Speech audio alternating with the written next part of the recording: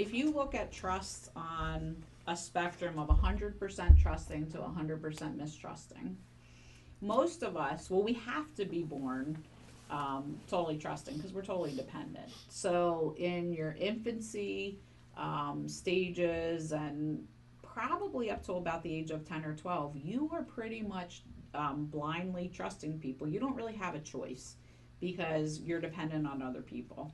We start to gain independence a little bit about the age of 2 and grow in independence, but we are in a very, very vulnerable state.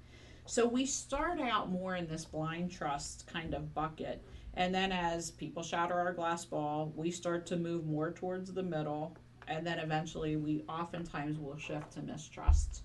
And mistrust can be passive or it can be aggressive or it can be passively and aggressively both at the same time, kind of defended.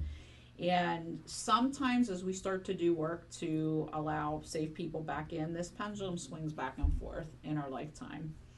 We want to do the work to find people that have the attributes of safe people. I always say you should have 3 to 5 safe people in your life at all times where you can sit down and say, who has these attributes? They may not be your closest friends today. And the funny thing is you start to look at people against this standard. They may be people you're like, I kind of like that person. I'm drawn to them. We're not really good friends. I wouldn't tell them my deep, dark secrets. And you look and go, they have all the attributes. Maybe I need to develop their ability to speak more into my life. But, even if you have 3 safe people in your life at all times that you're like in dire need, I can call them up and I can share the situation. That's actually probably the healthiest place you can be is 3 to 5 of these relationships.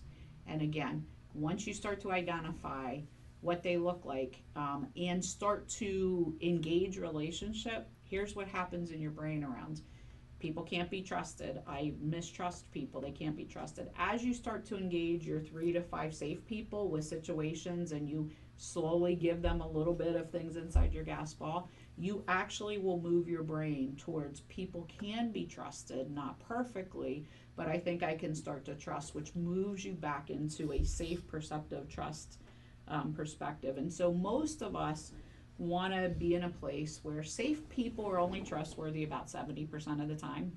Like none of us for each other are going to be 100% safe. So blind trust is a really crazy thing. Only one human being ever walked this earth that was worthy of 100% blind trust, and that was Jesus. Every single one of the rest of us are going to let each other down. We're going to do things where we have to ask forgiveness and to reconcile.